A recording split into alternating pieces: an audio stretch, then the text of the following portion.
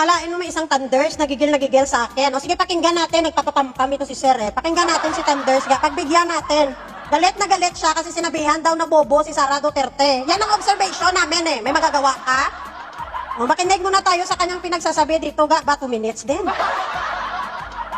Pakinggan natin. Kain mo. May isang vlogger na OFW sa Saudi yata or Dubai yun. Basta para Mali! Wala sa dalawa. Wala ako sa Saudi, wala din ako sa Dubai. Nasa Kuwait ako, sir. Mahina ang iyong source. Mahina ka kumuha ng info. Pigaw. Okay, tuloy natin. sa Saudi siya eh. Team 30 yung babae. Babae ako, yes. Akalain mo kasambahay ka. Oh. Hindi naman kita minamaliit. Hoy, talaga ba? Pero sasabihin mo yung isang abogada na bobo. Si Diyan ka nga magtataka, abogada nga eh. Sara pa. Wow! Ay, hindi ka ba nagtataka sa kanya, sir? Abogada siya, sir, pero bakit ganyan siya mag-speech? Hindi ka ba nagtataka sa kanya, sir? Abogada siya, pero hindi siya marunong sa English. Abogada siya, pero hindi siya marunong sumagot. Abogada siya, pero nagbabasa na lang siya ng script. Hindi pa niya makuha-kuha na mabasa ng tuwid. Hindi ka nagtataka? So, wala kang karapatan mag-ano, kasambahay. Kasi hindi mo daw ako minamaliit, pero i-compare mo ako sa abogada. Pero sir, ito naman sasabi ko sa'yo. Kahit kasambahay ako, kahit wala man akong tinapo sa buhay ko, alam mo sir, kaya kong magbasa ng tuwid. Oh, kaya kong magbasa ng tuwid. Bigyan mo ko ng script, kaya kong basahin ng tuwid yan. Kaya nga nakapagtataka ito eh. Abogada, pero mas daig mo pa at ng anak mo kung magbasa. Mas magaling pa siguro yung anak mo magbasa kaysa sa kanya. Tingnan mo nga yung mga video niya. Tingnan mo kung paano siya mag-deliver ng speech niya. Tingnan mo kung paano siya sumagot sa mga interview sa kanya. Yan ba yung matalino? Yan ba yung abogada? Sa lahat ng abogada na nakilala ko, ewan ko lang. Masaktan na kayo kung masaktan, pero yan ang totoo. Huwag nyo nang lukohin yung sarili nyo. Nakikita nyo naman, naririnig nyo naman eh. Naririnig nyo, nakikita nyo, at alam ko, naiintindihan mo. O ngayon, kahit ikaw siguro nahihinaan ka din sa kanya, pero ayaw niyong tanggapin yan kasi nga idolo nyo. Idolo nyo eh. Kaya di bali na maggagagagada sa magsalita, tatanggapin nyo yan. Susuportahan nyo na lang. Wala eh, walang choice eh. Kailangan suportahan. Tigilan mo ako ha. Saan ka kumuha ng kapal ng mukha mo? Saan din kayo kumukuha ng kapal ng mukha nyo para yaw-yawin ang Pangulo? Saan kayo kumukuha ng mukha nyo para siraan ang aming Pangulo? Na wala namang ginagawang masama sa inyo. Ngayon lumalaban kami, nilalaban lang namin ang katotohanan, magagalit kayo? Ano, kayo lang may karapatan na magsabi ng mag-criticize ng politiko? Ay wow! Ano kayo, Lord? Lord kayo? Namihasa kayo kasi noon tumatahimik lang kami. Ngayon nandito kami para ilaban ng Pilipinas, ilaban ng gobyerno namin, nagagalit ka? Huwag mong gamitin sa akin ang kasambahay, sir, kasi kahit magbasa ako, sir, bigyan mo ko ng script, kaya kong basahin ng tuwid.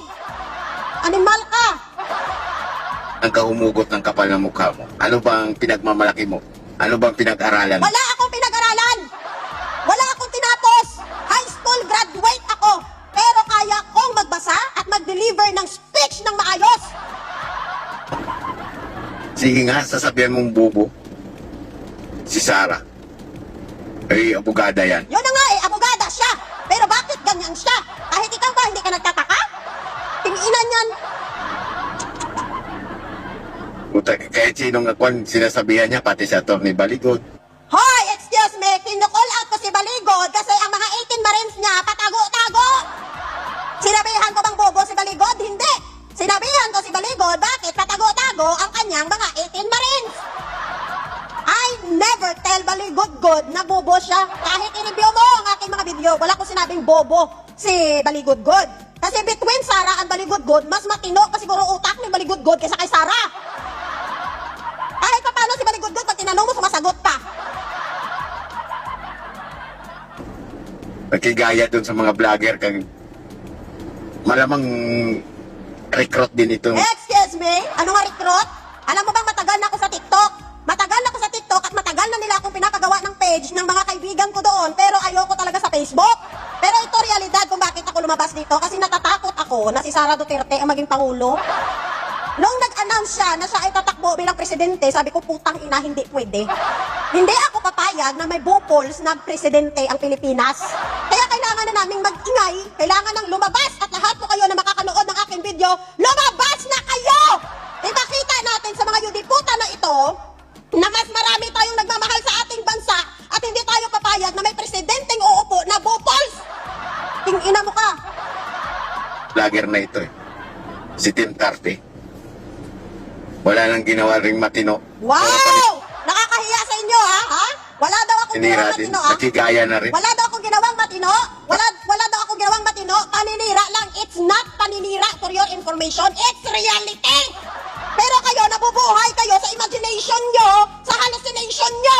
Yan ang katotohanan eh. Yun lang hindi nyo matanggap. Yun ang hindi nyo matatanggap. Wala na kayong ibang ginawa kundi maliitin, siraan, at kung ano-ano pang panggugulo ang ginawa nyo sa bansang Pilipinas. Between you and me, ngayon di puta ka, mas ikaw yung walang ginagawang matino. Matino ba na sinisira nyo yung gobyerno? Na walang ginagawa ang Pangulong Marcos, nagtatrabaho, sinisiraan nyo? Panay kayo batikos, panay kayo reklamo, kung ano-ano pang fake news ang pinapakalat nyo? Yan kayo matino? Ina mo kang thunders ka. Para bilib na bilib sila sa affidavit ni Madriaga eh. Bilib ka nga sa 18 Marines nga wala kwenta eh. Ano magagawa mo kung mabilib kami kay Madriaga? Mas ano pa nga yun eh. Mas credible pa yun kaysa 18 Marines nyo. Kung ina ka. Oy, Tim Tarte, bago ka magyabang, bago mo sabihan na bubo si BP Sara, tingnan mo muna sarili mo. Tingnan mo din sarili mo. Bago nyo sabihan na kung ano-ano na masakit na salita ang aming Pangulong Bongbong Marcos. Ngayon, lalaban kami sa inyo, magagalit kayo? Ayaw nyong i-criticize yung poon nyo? Tapos kung kayo makapagsalita ng masama sa Pangulo, akyo! Kayo lang ang pwede? Ano kayo, untouchable? Yung ina ka. Kung anong natapos mo. Wala akong natapos! Pero bigyan mo ako ng script, babasahin ko sa'yo, dire-diretso! Yung ina ka. Hindi yung nakigaya ka doon. Hindi ako nakigaya! Ito ang prinsipyo ko! Sino ka para husgahan ako? Sabihin mo nakikigaya ako? Ba't ako magagaya sa kanila?